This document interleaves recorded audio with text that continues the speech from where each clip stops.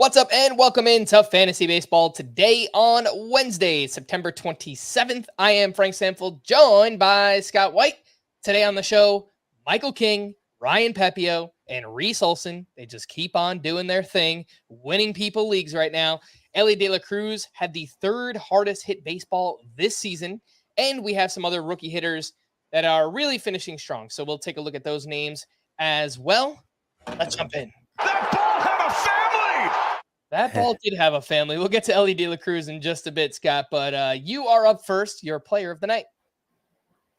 My player of the night was somebody who didn't actually put up that impressive of a stat line, but I didn't even have him on the rundown. I heard you didn't have him on the rundown, and I wanted to talk about him. So let's talk about Cristian Javier, who was the lesser pitcher in the matchup between the Astros and Mariners here on Tuesday evening. He gave up 3 earned runs in 4 2/3 innings, walked 3, struck out 6.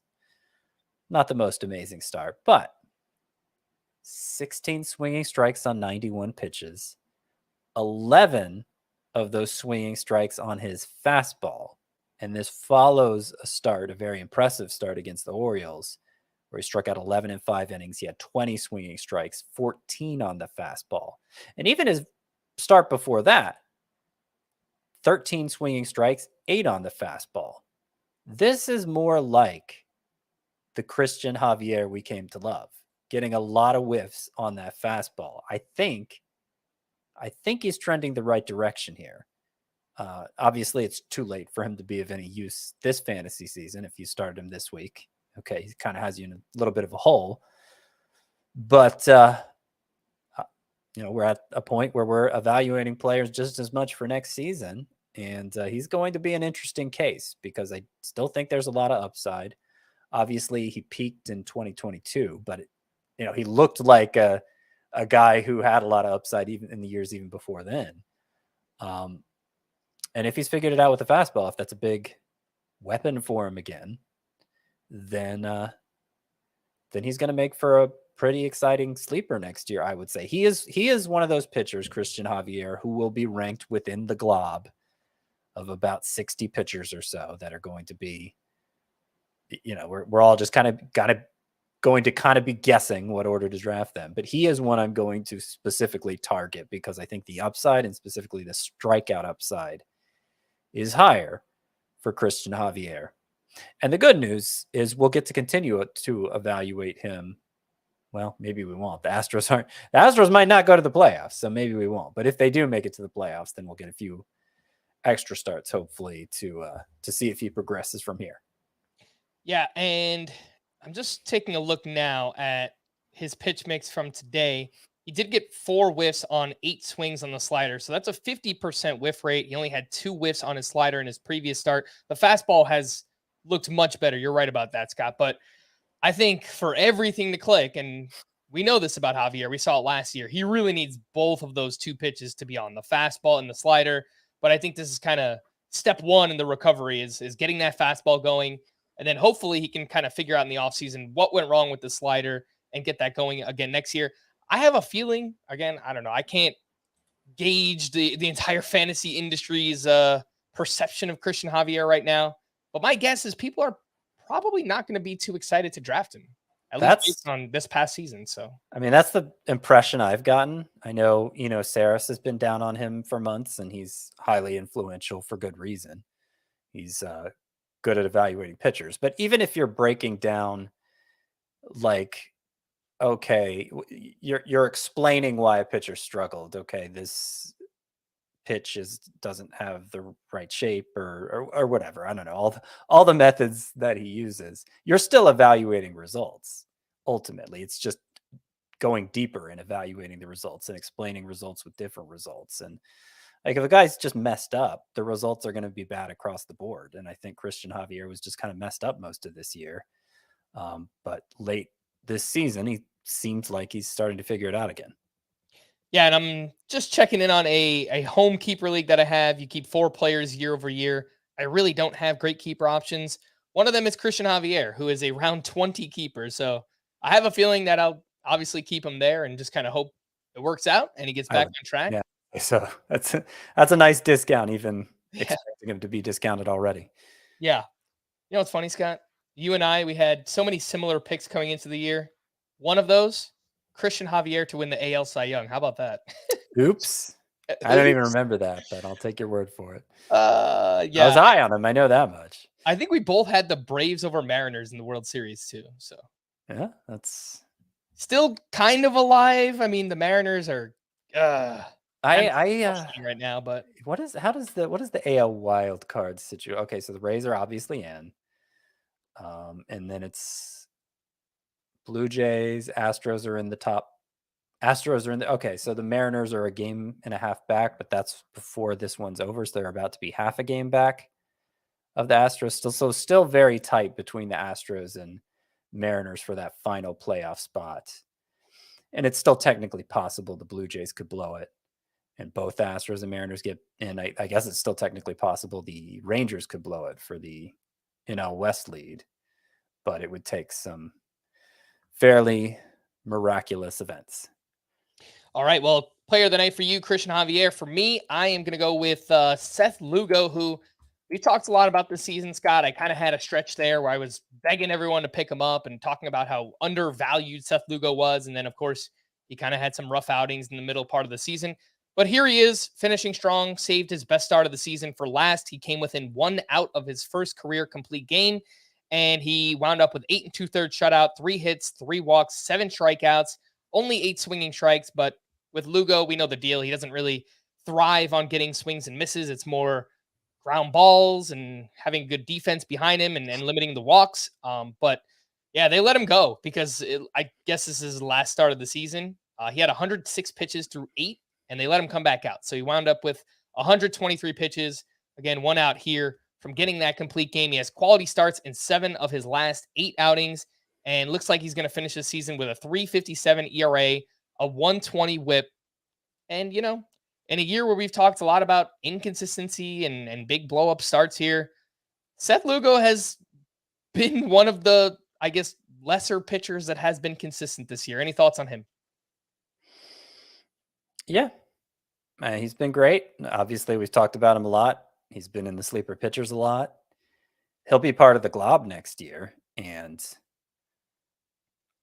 I think part of the glob that I won't be singling out in the mid rounds of drafts. I think he'll just be a guy to fill out my pitching staff if I draft him at all, because I don't necessarily trust him to be, just because he was reliable, just because he was a more reliable member of the glob this year doesn't mean he will be next year. That's kind of the whole idea behind the glob, that all those pitchers are just kind of susceptible to the flow of the game currently and wild swings in production. I mean, even this year we've seen Lugo. Okay, most of the starts have been good, but the bad starts have been like 7-8 earned runs. And I'm just not confident he's going to be as consistent next year. Not enough that I'm going to put a premium on him in drafts. And I do wonder where he'll wind up this offseason. He has a player option for $7,500,000. My guess is he'll opt out of that. I think he'll be able to do a little bit better on the open market. So maybe he's back with the Padres. Maybe he's somewhere else. But I think he proved to everyone this year he's worthy of being a starting pitcher. And I think he got up to, 146 1/3. Yeah, he's pretty reliable pitcher all season here for the San Diego Padres. Shout out to whoever started him this week, because obviously this is a fantastic start. Let's stick with the Padres here, Scott. I just wanted to give a shout out to Juan Sucko. That's right, 3 for 4 with a double dong. He set a new career high with 35 home runs, having a massive September, hitting 360 with 10 homers, 5 steals, and a 12.18 OPS. For some, it might be too little too late. Maybe you're not competing in your roto leagues, or you got knocked out in head-to-head points, because I guess there were points this season where Juan Soto did not live up to his draft stock, but it really just was a bad April, right? And then from May on, hitting over 290, 30 of his 35 home runs, and entering Tuesday, the 8th best outfielder in roto, 5th best outfielder in head-to-head points leagues. And we spoke about him yesterday. I think he's probably going to be early second round mix for next season. mid second round is where I have him. And, I had the thought when I saw this game, when I saw his September stat line, 360 with 10 home runs, it's like, oh, was I wrong to move Juan Soto as low as 18th? Well, the hitters ahead of him are like Shohei Ohtani, Matt Olson, Jose Ramirez. Like, I still can't move him ahead of those guys. Jose Ramirez, Trey Turner. There will come a time, and I don't know, maybe he's hinting at it now. There will come a time when he hits like 330, 340 with 35 plus homers in a season again. That I am pretty confident saying Juan Soto has another season like that, at least one, in his future, his very lengthy future still to come. I think that's within his skill set. But what the last 2 years have shown us is that, is just as likely to bat 260, 270. Maybe not just as likely, but that's within the realm of possibilities for him too. And if that's all he does without any steals and without 50 homer upside, the way some of the early round hitters do, it's going to be kind of an underwhelming use of a first round pick, which is why I feel more comfortable ranking him in the second round now. It doesn't mean he's incapable of a first round outcome. It just means it really depends on him hitting for a high batting average, and that's going to be harder to forecast than some of the home run and steal outcomes for stolen base outcomes for the first and second rounders. So, yeah, I think I'm going to stick with him at about middle of round 2, at least in categories leagues. In points leagues, he moves up to like a late first rounder because of all those walks. And even the numbers you gave, 8th best outfielder in Roto this year, 5th best in points leagues. Well, that's where he ranks among outfielders. It's not where he ranks among all hitters. And I don't think anybody was really disputing whether or not he was a good must-start hitter. I know the Juan Sucko nickname was bandied about, but nobody genuinely believed he sucked. They were just kind of frustrated that he wasn't delivering the first round outcome. Yep. And as you pointed out, again, points leagues, OBP formats, obviously Juan Soto. I keep trying to catch myself because my brain just wants to say Sucko now because that's how I introduced him today. But more walks and strikeouts this season and a 410 on base percentage. So for everything else, we know that skill is not going anywhere for Juan Soto. You heard the sound drop. That ball had a family. I mentioned it up at the top. Lesson learned, Scott. Do not bench Elly De La Cruz because I did that in Tout Wars this week, and who knows? Maybe it'll cost me. He had a monster game here on Tuesday, 3 for 5 with a double dong, 4 RBI. The second home run he hit in that game, 119.2 exit velocity. He hit it 467 feet. That is a third hardest hit ball this season, according to StatCast. And this is part of what makes Elly De La Cruz so fun. I know he has struggled tremendously in the second half, but a game like this, it just could just be right around the corner for a guy that hits the ball as hard as Elly De La Cruz does. Mm-hmm. Yeah, it was one of the hardest hit, like 119.3 miles per hour. Wasn't that it? Yeah, third hardest hit this season. Hardest hit ball, not correct, or hardest hit home run. Just third hardest hit ball. Third hardest max exit velocity. Yeah. Yeah. Wonder where it ranks among home runs. But it's, yeah, I mean, like there's no questioning the upside here with Elly De La Cruz.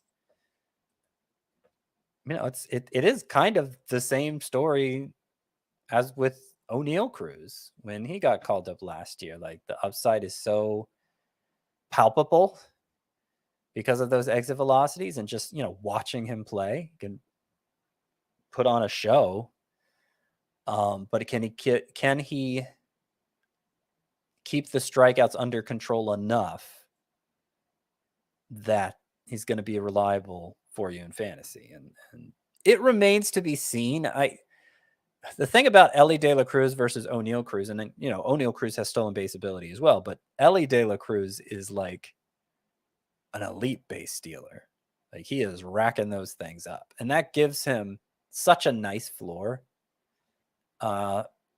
There's still questions about where the batting average is going to end up, and he's still learning to elevate the ball consistently to maximize that home run output. But just by virtue of how many bases he's going to steal for you, I don't think you have to worry too much about Elly De La Cruz being a out and out bust next year. It's just a question of how much you're willing to sell out for the upside. Again, this kid is still just 21 years old. And I think in the offseason, a point of emphasis, learning how to excel against anything that is not a fastball, because entering Tuesday, he was batting .203 against breaking pitches, .218 against off speed, .258 against fastballs with a .490 slug against fastballs. So everything else he's kind of struggled against. I think that should be a point of emphasis here for Elly De La Cruz. And as you mentioned, raising that launch angle here in the offseason.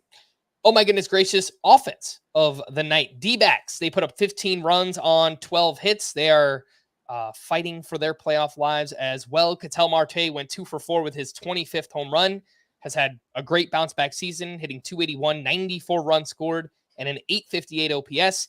Christian Walker, a huge game, 3 for 5 with a double dong, 6 RBI, and he's had a great year, .265 batting average, 33 homers, 103 RBI, 11 steals, and an .850 OPS.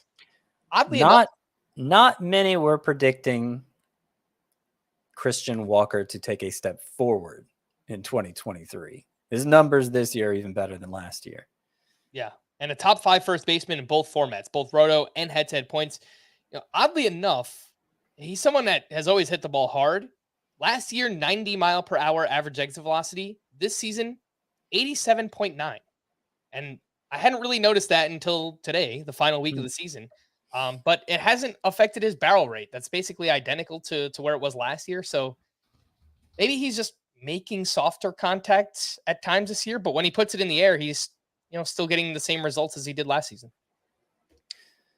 The expected stats are very similar. So, I mean, whatever's going on with the average exit velocity, StatCast still thinks he's basically as good as he was last year. So I don't think there's much to worry about there. I mean, other than the fact he's going to be 33 next year and not going to last forever. But you do something twice like Christian Walker has done now, really 3 times because he was pretty good in 2019 also. I think you can draft him with a fair amount of trust. How high would he be among first basemen? Well, I mean, you'd obviously put him behind Freddie Freeman, Matt Olson, Bryce Harper, Pete Alonso, Cody Bellinger, Paul Goldschmidt, I would say. That might be it. He might be 7th among first basemen. I don't know if the Cody Bellinger one is a lock. It might be. I mean, I understand the reasons to doubt Bellinger, but you really think people might draft Walker ahead of Bellinger? I'm not saying nobody will rank him. I don't know. I don't think that many people are going to rank him ahead of Bellinger. Yeah, Bellinger's got the outfield eligibility too. He's got more steals potential, more batting average potential.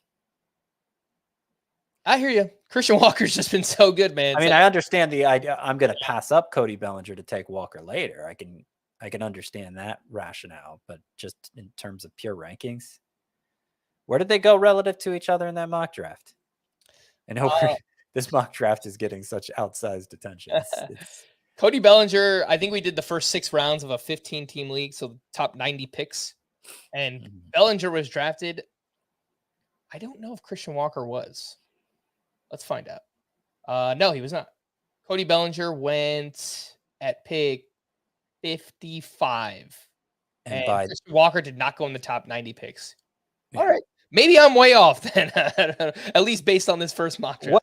Look, if he doesn't go among the top 90 picks, that's going to be that puts dollar signs in my eyes. That would be justification to pass up Bellinger to take Walker later. But might be. We'll see if he actually goes that late when everybody's drafting.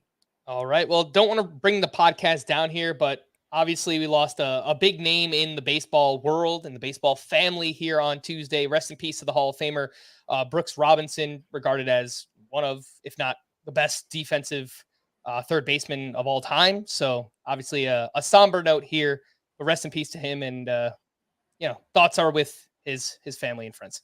Let's take our first break. When we return, we will talk about some of these young pitchers who are, keep getting it done. Ryan Pepiot, Michael King, Reese Olson, trying to project them for next season. We'll do that right after this. There's no Belichickery here. When Sunday football isn't enough. Dislike that take. Great take. That other pregame show will put you over the tops. I'm all in. Let's go viral here. Every Sunday, all the insight you need on CBS Sports Network. Welcome back in. Let's talk about some of these young pitchers who have been awesome recently. Ryan Pepiot, he did it again, this time in Coors Field. 6 innings, 1 run, 9 strikeouts with a career high 19 swinging strikes on 95 pitches, 16 of those coming on the changeup. Yeah, I don't know that I've ever recommended a 1-star pitcher at Colorado before. Well, I guess part of the thinking there was he might get 2 starts, Pepiot. I mean, this wasn't a start, so even weirder because a 0-star pitcher. He followed an opener to deliver these 6 1-run innings. But the point is, Pepiot continued to pitch well, even in that difficult environment. And in fact, you could argue this was his best appearance yet, with the 9 strikeouts, because that had been the one thing. As big of a strikeout pitcher as Pepiot had been throughout his minor league career, even last year in the majors, he hadn't been striking out a lot of batters during this impressive run he was on. But now he gets 9 strikeouts in this one, 19 swinging strikes, 16 on the changeup alone, which he threw more than usual.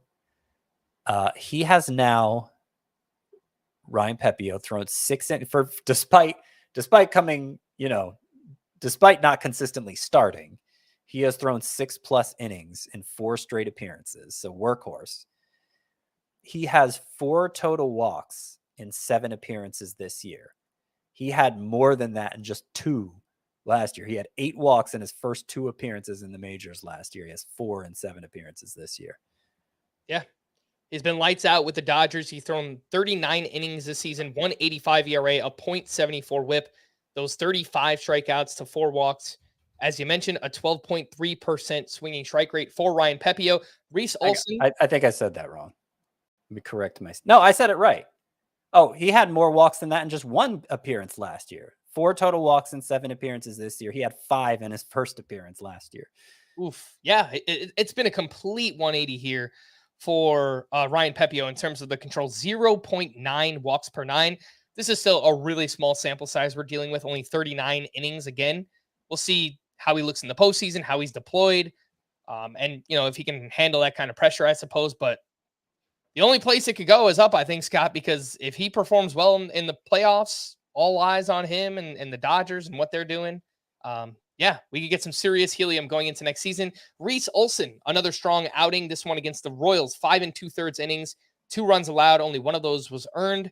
He had 7 strikeouts, 22 swinging strikes on 92 pitches, 7 on the changeup, 5 on the fastball, 5 on the slider, 3 on the curve, 2 on the sinker, everything working in this start. He threw a few more changeups in this one, a pitch that has a 34% whiff rate so far.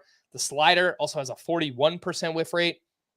We've said a lot of these same things recently, but he's got 2+ pitches that get whiffs, and he throws hard. He throws mid-90s with his fastball. I think there's a lot to like there. Last 6 starts for Reese Olson, a 1.51 ERA, a .87 whip, right around a strikeout per inning, and looks like he's due to make another start this weekend up against the Guardians as well.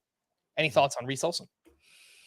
Yeah, I think digging a little deeper, what's allowed him to take off here in September, because we knew he had the great slider, the slider with a better than 40% whiff rate. But what he's done in September to deliver a 1.44 ERA in these 5 starts is throw his changeup more, which hasn't been as good of a swing and miss pitch on his own. But I think it's helping to keep hitters off the fastball and just that third pitch to round out the arsenal instead of relying so heavily on the slider. And it has led to fewer strikeouts in the month of September, but it's made Reese Olson a bit a more rounded pitcher. And, you mentioned he had 22 whiffs in this one. 7 came on the changeup. So, it as he throws it more, it might be getting more effective too. I think overall it's a step in the right direction for Reese Olson, and he is making a pretty strong case to be a fantasy sleeper next year as well. And unfortunately, he was started against me in the podcast league. He should have been mine. Should have been. I was thinking about this earlier today. You can tell it's not bothering me at all. So I bid $1 on Reese Olson. I had $2. The other guy had $1. I bid $1 because I thought I had the tiebreaker and would get him for just $1.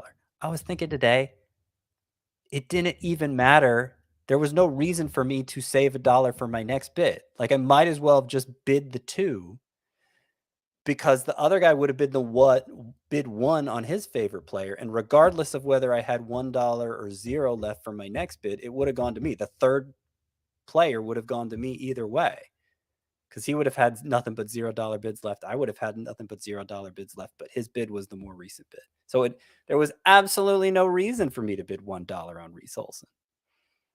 I ended up with Paul Blackburn instead. One sleeper pitcher this week of mine who has not delivered on the sleeper potential so far. -7.5 points was his start Tuesday. So that's a 20-point disparity between what Reese Olson has done this week and what Paul Blackburn has done. And I'm losing. I'm losing right now. I might lose the whole thing, Frank. There's still a lot of baseball left, Scott. What do we have? 5 days? Will not stop grumbling about it until I know I've won. We shall see. What if I don't win? We'll see. Grumbling about it all off season. I'll be cursing the name Reese Olson. The last name You're already here, tired of hearing about it, I know. as part of this group, is Michael King, who was at the Blue Jays back-to-back starts against them. 6 shutout innings, only 1 hit, 5 walks, uncharacteristic for him, but did have 5 strikeouts in this one. But maybe the workload kind of adding up a little bit here. I noticed his velocity was down around 1 mile per hour on each of Michael King's pitches. And now, as a starter this season, he has made 8 starts, a 1.49 ERA, a 1.05 whip, 50 strikeouts over 36 1/3 innings for Michael King. Looks like he will start again this weekend at the Royals. Off the top of your head, Scott, anything, a bunch can change this offseason. But how would you rank these 3 as sleepers heading into next season? Michael King, Ryan Pepiot, Reese Olson. I think.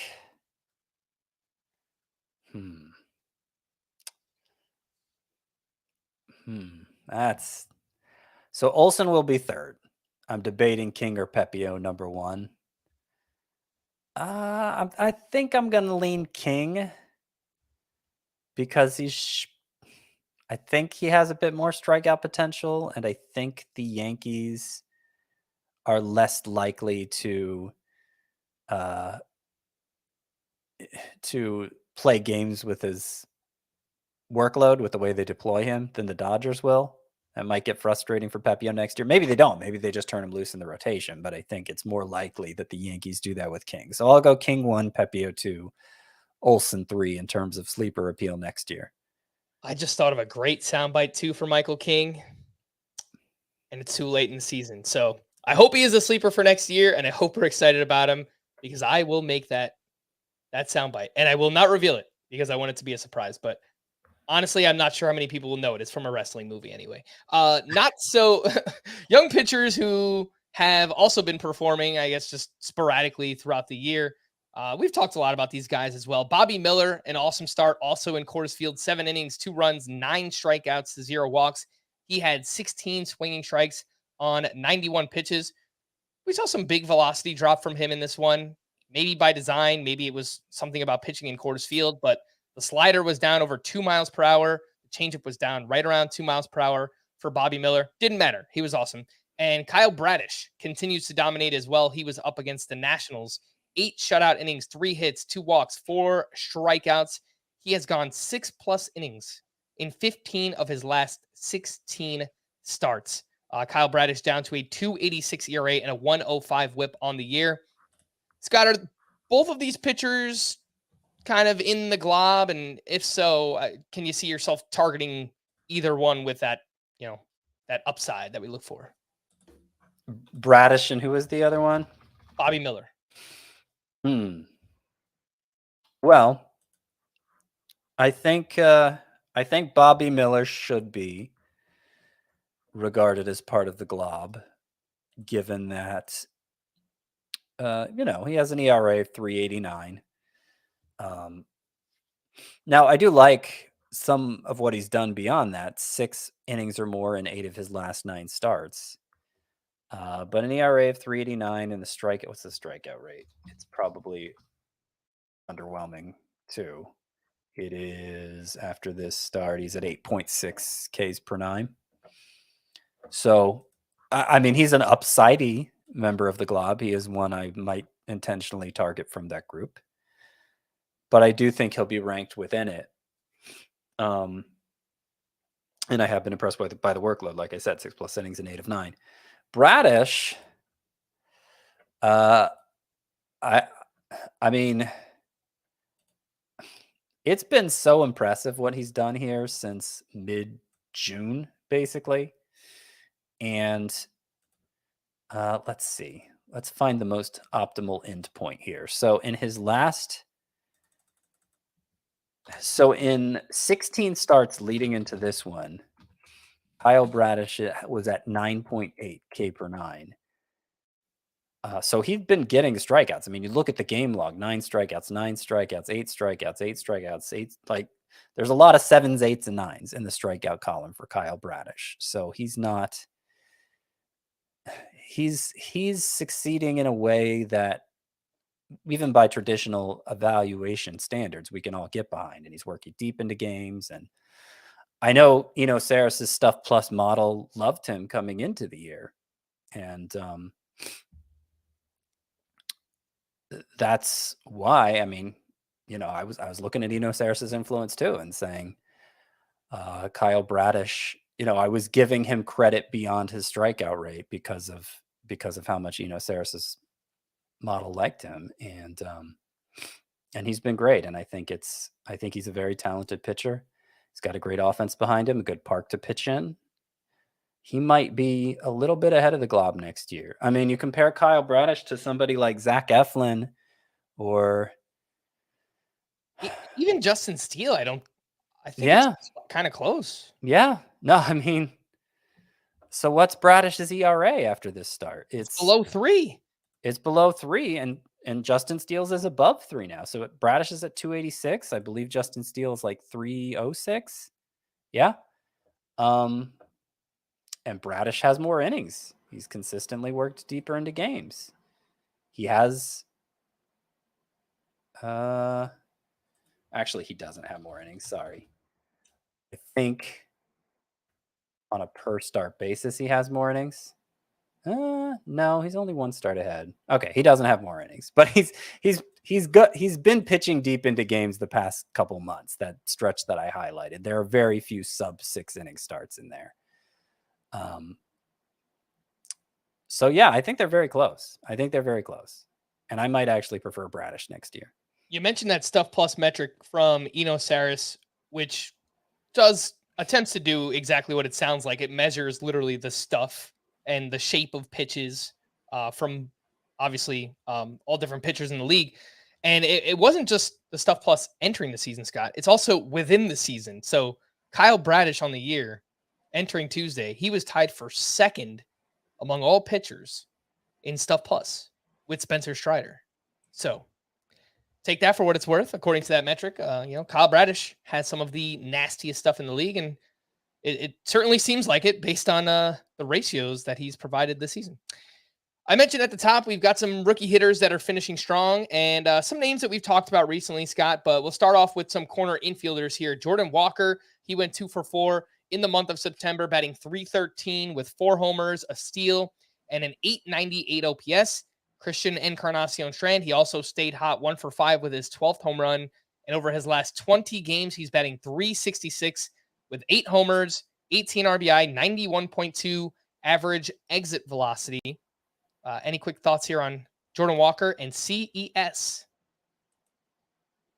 I am loving the way things are going for Christian Encarnacion Strand here to close out the season. And I've gathered, I mean, given the reception Joey Votto got in his last home game with the Reds, you know, he's probably not going to be in the picture next year. And Encarnacion Strand is going to get a chance to run with the first base job. I think he's going to be a sleeper for 30 home runs. Yeah, I think so. Certainly playing every day in that ballpark, and as hard as Encarnacion Strand hits the ball, I think so too. Some outfielders finishing strong. Parker Meadows went 2 for 4 with his third home run in 32 games with the Tigers. Lower batting average here, 223, but he walks a lot. He's got 3 homers, 7 steals in just 32 games. That is a 14 homer, 32 steal pace over 150 games. So could be a potential late round sleeper for next season. Willier Abreu with the Red Sox, 2 for 4 with a double and 2 RBI. He's played 23 games with Boston, 371 batting average, 2 homers, 3 steals, a 1,000 OPS on the nose. And Matt Wallner, 1 for 3 with a grand slam. It was his 13th home run of the year. He's played 72 games this year, hitting 249 with a 373 on base percentage. He's very much so 3 true outcomes, Matt Wallner, but he hits the ball hard. He puts it in the air. And among hitters with at least 200 plate appearances, Matt Wallner's 17% barrel rate is tied for 9th best. So if he gets an everyday role for next season, it wouldn't surprise me if we see a Jake Berger-like breakout here from Matt Wallner. I think that's possible. Scott, any thoughts on those 3? Yeah, I like Wallner a lot. Every day, I think he's going to be somebody who starts for the Twins most days next year. It's just a question of how much will he play against lefties. His numbers are bad against lefties. He's gotten to play against them fairly consistently, more consistently than like Edward Julian, but maybe he shouldn't. So we'll have to keep an eye on that. Obviously, it'll say a lot about about Matt Wallner's fantasy value for next year. But even as a platoon bat, the home run production should be significant enough for him to matter in 5 outfielder leagues and to be drafted in 5 outfielder leagues. I would say it's legit. The guy can hit the ball a long way when he is able to make contact, and he's done a pretty good job of it. I think for given his profile, hitting 249 is about as good as you can hope for, and it's been nice to see him do it. I also like Willier Abreu a lot. There aren't many flaws I see in his game. He walks a lot. He certainly hits the ball with enough authority to send it out of the park, which we saw plenty of in the minors as well. Again, it comes down to how big of a priority are the Red Sox going to make him next year? Because Cedon Rafaela has had a great debut here to end the season. He's, terrific defensively. They can play him at shortstop some, but they also have Trevor Story. So do they shift Story over to second base? That's a possibility. But Jarren Duran's going to be back next year.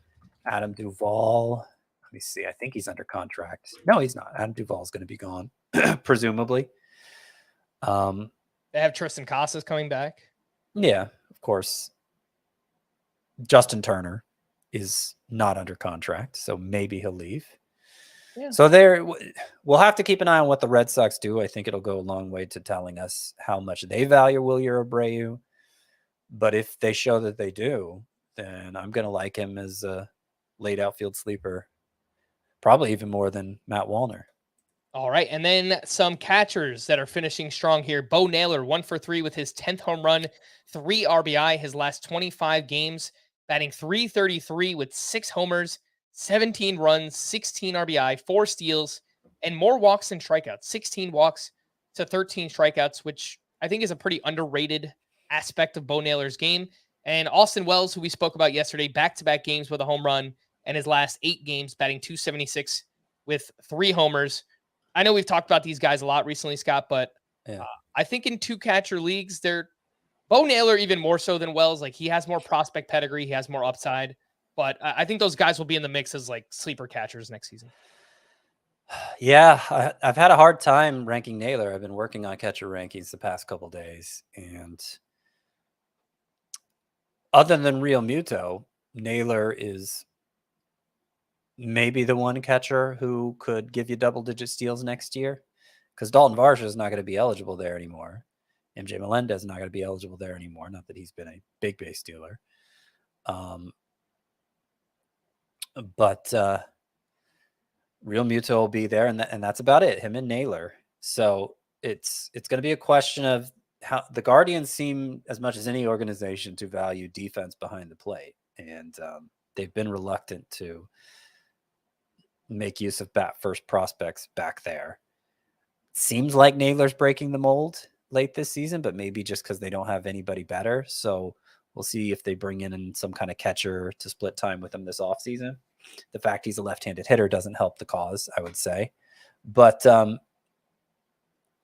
I like the upside, and he's flashing enough of it down the stretch here that at present I have him ranked 14th in Roto at catcher. A little lower in points leagues because I put guys like Keibert Ruiz ahead of him in that format, which may look foolish in the end because Naylor strikeout to walk ratios certainly in the minors has been good, and he's walked a fair amount in the majors as well. But for now, 14th in Roto leagues. I have a hard time moving him ahead of guys like Logan O'Hoppe and Francisco Alvarez, but I think it's in the discussion. Could maybe get him up as high as 12th. And take this for what it's worth. I'm sure there are many more defensive catcher statistics out there, but according to StatCast, Bo Naylor is 74th percentile in framing this year and 70th percentile in pop time. So yeah, hard to complain about that.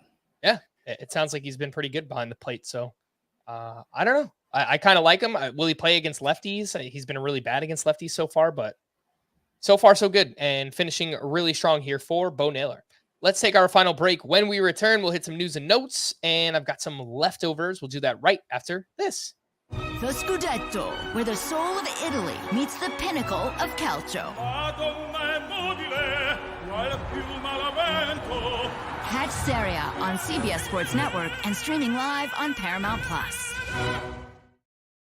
The news and notes. Corey Seager exited Tuesday's game after getting hit by a pitch on his forearm, and he initially stayed in the game but was later removed. For now, they're just calling it a contusion, and we'll hope all is well because I've got him in Tout Wars. I need every point I could get.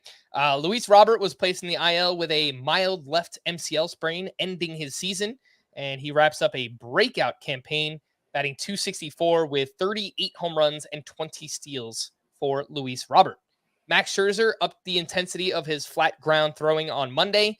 We're only 2 weeks into a projected 8 to 12 week timetable for Scherzer, who was diagnosed with a low-grade strain of the teres major muscle in his right shoulder.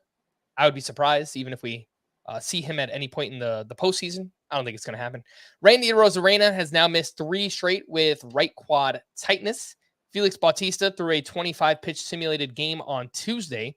He was diagnosed with a partially torn UCL in his right elbow, but the Orioles remain hopeful that he'll be able to return and potentially help them in the postseason. Matt McClain re-aggravated his right oblique strain and has been shut down for the remainder of the season. Bad timing here as the Marlins placed Tanner Scott on the paternity list and could miss up to 3 days. It doesn't mean that he will miss all 3, but there's a chance. Unfortunately, I was very confident that Evan Carter would start both games against the lefties this week. And guess what? He did not start on either Monday or Tuesday. So hopefully he starts the rest. Sleeper hitter pick's not working out as well as the sleeper. You know what? You know how we talked about on Monday's episode? You know what? I think I'm going to move Evan Carter ahead of James Outman, ahead of Jason Hayward, ahead of those two. And what did they do? What did Jason Hayward and James Outman? Well, James Outman had a 4-hit game. Jason Hayward had a 3-hit game. Yeah, we'll see how the rest of the week goes, but I probably should have left Carter well enough alone. Still lots of baseball to be played, Scott. 5 games left. Come on. Good old Evan Carter. I'm sure he'll do something. Ryan Mountcastle took batting practice on Tuesday and is likely a couple days away from being activated from the IL. Jamer Candelario is continuing his progression through baseball activities. He was placed in the IL September 12th due to a lower back strain and still has a chance to return before the end of the regular season. Adbert Alzolay will face live hitters this week. He's been out since September 10th with a mild forearm strain and could also return before the end of the regular season. Twins manager Rocco Baldelli said he thinks Carlos Correa could return from the IL during their weekend series in Colorado. I've had some people asking me about Willie Castro as well. I know I was kind of pumping him up last week as a sleeper for this week because of that schedule, and he hasn't played the past couple days because he's dealing with a back injury, but it sounds like he should be back on Wednesday. So hopefully that is the case for Willie Castro. John Gray underwent imaging on his right wrist on Tuesday. The results are of which are not yet known. Wilmer Flores has missed 2 straight with right knee discomfort. Anthony Rizzo said Monday that he is feeling significantly better and expects to have a normal offseason. He was placed on the IL in early August with post-concussion syndrome. That's great to hear. Yes, because you never know if that's going to impact the rest of his career, and we still don't know that. But the positive report is great to hear. And one of my 20 bold predictions in that article I wrote last week, 20 bold predictions for 2024, was that Anthony Rizzo would bounce back with a 30 homer season. I think he's still great fit at Yankee Stadium, and he was on that kind of pace before the concussion happened, and spent so long playing after that he just totally ruined his numbers. Yesterday, I told you that Garrett Mitchell would return on Tuesday, and it turns out that was a lie. He did not return, and they're saying saving him for the postseason roster after all. Any interest in these pitchers over the weekend? At least for now, it looks like they're lined up to start. Maybe you have some different information, Scott, but let's talk about him. Josiah Gray has pitched well in 3 starts since that little extended break. He was at the Orioles here on Tuesday. He allowed 1 run over 6 innings. He had 7 strikeouts, 14 swinging strikes on 98 pitches. And the Nationals only have 5 games this week, but CBS has Gray lined up to start Sunday at the Braves. We probably don't want to do that anyway. Bailey Ober had a solid start against the Oakland A's, 5 shutout innings, 2 hits, 0 walks, 8 strikeouts with 16 swinging strikes. And the Twins have already clinched the AL Central. I don't know why I struggled to remember that for a second. So they could kind of like rearrange things for their postseason. Yeah, but they could. And because they've moved Kenta Maeda to the bullpen for this last week, it sounds like, I imagine Bailey Ober is going to be their number 3 starter in the playoffs, behind Pablo Lopez and Sonny Gray. Well, they have Joe Ryan too. I forgot about Ryan. Okay, Bobby Aber. No, Bailey Ober would be number 4 then. And so there's a good chance he ends up making that start, I think, just to keep him on regular rest. They're not going to need a 4th starter probably for the first series. Well, it's a 3-game series, so they want to need a 4th starter for that first series. The problem is that start is in Coors Field on Sundays. It is at Coors Field, and he's not Ryan Pepio, but he's pretty good. If there's any pitch combo that plays well at Coors Field, it's fastball changeup. And one thing I've noticed with Ober since returning is he's thrown his changeup a lot more since coming back from the minors. Probably pairs well with that fastball. He threw it more than any other pitch. It was the most he's thrown his changeup all season in this start here on Tuesday. So, that's going to be those 2 pitches are going to be less susceptible to the thin air than like a breaking ball would be. And I don't know. I'm feeling lucky. Feeling lucky. If you're comfortable in strikeouts and wins in a categories league by the time Sunday rolls around, you don't need to bother with Ober and the potential ERA risk. But if you're not, then I say go for it. Reed Detmers turned in one of the best starts of the season for him. He was facing Texas, 7 innings, 1 run, 7 strikeouts, still had 4 walks in this one, but He's now made 4 starts in September with a 1.82 ERA and a 1.14 WHIP.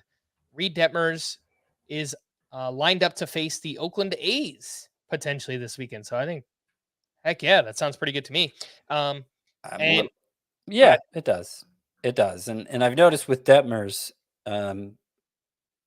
he threw his slider only 16% of the time in this one, and that's been pretty constant for him in September, and yet he has a 1.82 ERA, 1.14 WHIP, 9.5 strikeouts per 9 in 4 September starts.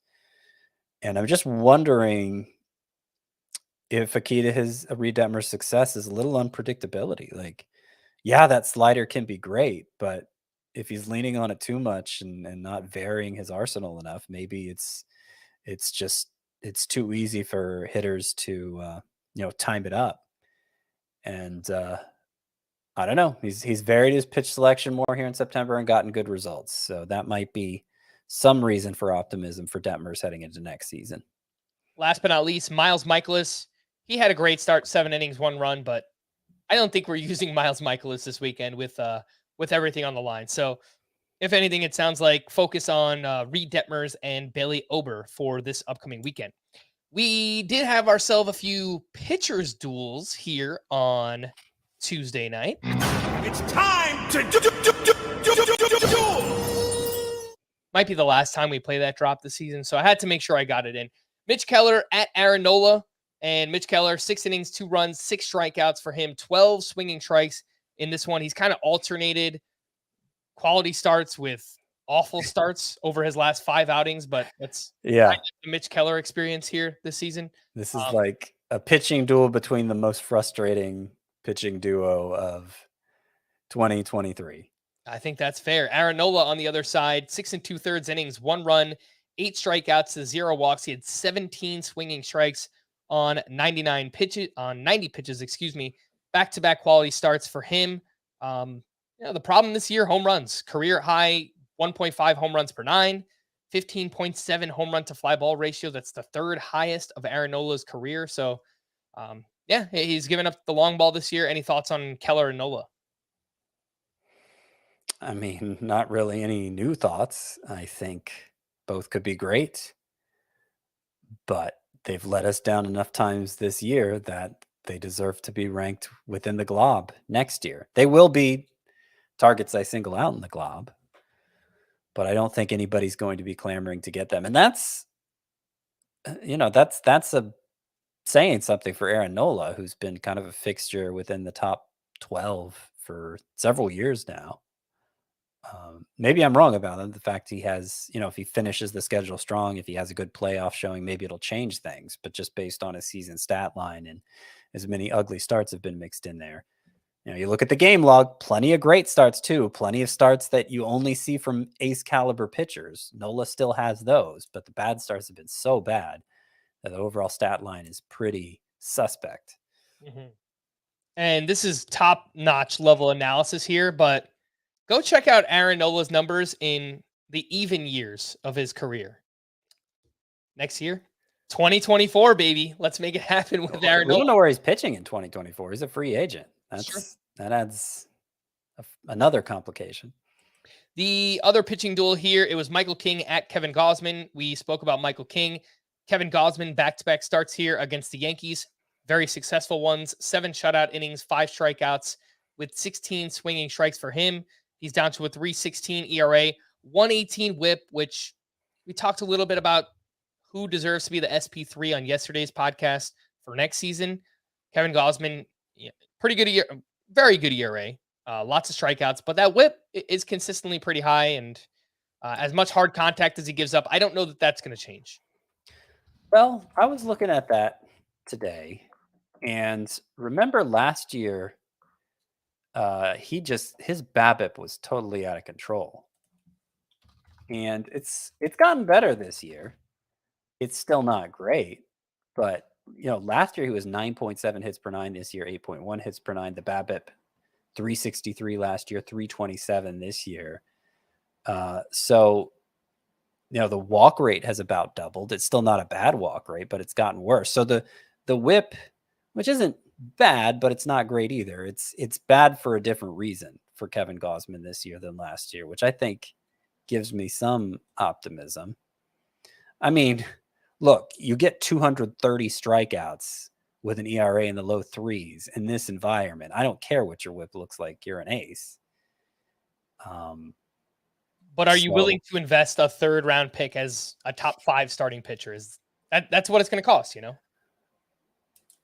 Probably not. But we were talking on yesterday's show about how I don't think there's a clear choice for number 3 in the SP rankings. I don't know who I'm going to put there. I kind of don't want to have to rank a third starting pitcher. I'm leaning toward Kevin Gausman being number 3. Cole Reagans. It won't be Reagans, but he could. One of my bold predictions is he leads the AL in strikeouts. He might be the number 3 pitcher in fantasy if he does that.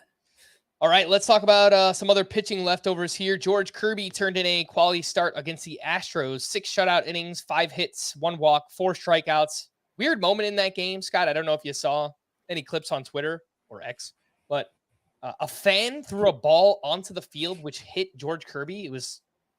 That's just weird. I feel like, hey, look, you don't see stuff like that often because it should never happen. But yeah, it was especially weird to actually see it happen in this one.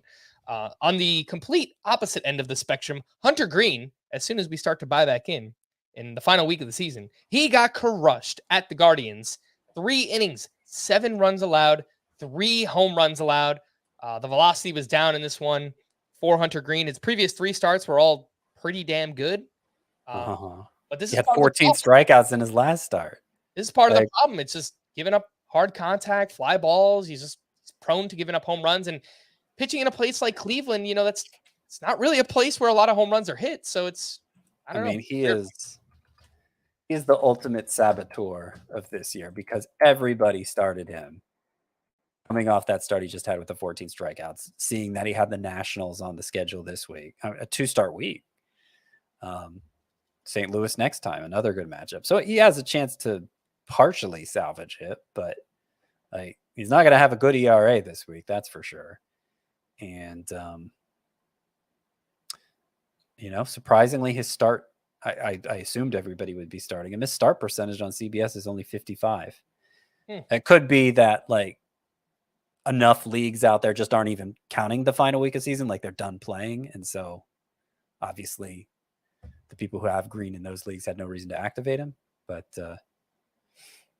if not, I guess it was a good choice to sit him. I have a different theory. I think a lot of the people that had Hunter Green on their teams this year probably didn't make it this far. Oh yeah, that could be it too. Season because that could be it too. Obviously, it wasn't a great year for Hunter Green. Shout out to Chris Paddock, who made his first appearance since May 8th of last year, and he pitched out of the bullpen. Didn't perform well in this one. He gave up 3 runs over 2 innings. He gave up a home run, but the velocity was up a bunch. This is like rookie season Chris Paddock we saw here. The average 95.9 miles per hour on the fastball. His changeup was up 2.5 miles per hour from the last time we saw him. I'm not sure this will matter at all, but he signed through 2025. Sonny Gray is a free agent this offseason. I think there's a chance that Chris Paddock will get a chance to start for the Twins next year. So, I mean, yeah, I assume so. I assume he will. That's going to be a name to keep in mind. I'm rooting for him. The Sheriff. Let's get him back on track, baby. Some hitting leftovers. Nolan Jones went 2 for 3 with his 19th home run in game 1 of their doubleheader and then added 2 more hits in game 2. He has played 101 games this year with the Rockies, batting .293, 19 homers, 17 steals, a .930 OPS. He's 79th percentile in sprint speed. So I think he's going to continue to run. I think he's a candidate to go 25 next year. I don't think that's crazy for him. His 162 game pace is closer to 30-30. I mean, that's the safer projection would be 25-25. One of my bold predictions in the 20 bold predictions article is that Nolan Jones would put up 2nd-round numbers next year. Nice. Let's do it. Let's make it happen. How did this breakout happen, by the way, for Nolan Jones? He mentioned last offseason he was 100% healthy for the first time in a long time. Obviously, that helps. He also credits his parents for reminding him to have fun on the diamond. I thought that was watched Rookie of the Year and Little Big League before coming up with that advice. Yeah. That was like the message of every kid's 90s kids sports movie was don't worry so much. Just have fun. And then you start winning. Like, Yeah. I don't know. I had a hard time buying that even as a kid. Like, I don't know that really works. And I don't know how much fun you can have when you play for the Rockies, but Nolan Jones is finding a way to have fun right now. Ronald Acuna, by the way, he's not done yet. 1 for 4 with his 41st home run. Also has those 68 steals. Stop hitting home runs, Acuna. Hit some singles, steal some bags. Let's get that 40-70 out of the way, right? Because Yeah. let's make that happen. And I saw Bobby Witt was caught stealing today. Yeah. What the heck, man? We need to get him to 30-50 so I can do it. cite that fun stat all off season and into next year. Yeah, let's get it. The call to the bullpen, a few updates here for the Orioles. Yennier Cano struck out the side for his 8th save of the season. For the Phillies, Craig Kimbrell got the 8th inning once again with a 1-run lead. He gave up a solo homer to Henry Davis. Jose Alvarado would pitch in the 9th, and then the Phillies eventually won in extra innings. For the Yankees, Clay Holmes allowed a hit, but picked up his 23rd save. That's back-to-back days with a save for him. For Tampa Bay, Pete Fairbanks struck out the side for his 25th. For the Braves, Raisel Iglesias struck out 2 for his 31st. Did you watch that game, by the way, Scott? That was a crazy game for the Braves. I did. It was more so a crazy game for the Cubs, right? And just blowing that. Seiya Suzuki just losing the ball in the air. Can't really happen. Not a good way to lose when you're fighting for your playoff life. No, it is not. For the Cardinals, Ryan Helsley struck out the side for his 13th save. I forgot to add this one in here. Tyler Kinley got the save for the Rockies in game 1 of their doubleheader. And then Josh Hader in that West Coast game picked up his 32nd save of the season. To stream or not to stream, we will start with Wednesday. And we have some other names that were added to the list. Yesterday, we said Ranger Suarez against the Pirates, Wade Miley against the Cardinals, Brandon Pfaadt at the White Sox. We also now have... Yeah, don't feel great about the Pfaadt one, but if you need a third, that's who I'd pick. 2 youngsters that were added to the list. Got Darius Vines against the Cubs and Emmett Sheehan at the Rockies. Any interest there? I mean, Sheehan's looked a lot better lately. Gotten a lot more whiffs, but I don't feel confident he's going to give you even 5 innings. So, and then you have the Coors Field effect that you also have to worry about. So I'm going to pass on him. He would be like my 4th choice if we needed to go that deep, but I'd rather not do it. On Thursday, I think the clear standout is Sawyer Gibson-Long against the Royals. Yep. But right now, there's so many TBDs on the schedule. So on tomorrow's podcast, we'll have a better idea of who's starting on Thursday, but we don't really have much. Yeah, maybe all TBDs from here to the end. Who knows? We're going to wrap there. For Scott, I am Frank. Thanks as always for tuning in to Fantasy Baseball today. Please make sure to follow and leave a 5-star rating on Apple or Spotify, and we will be back again tomorrow. Bye-bye.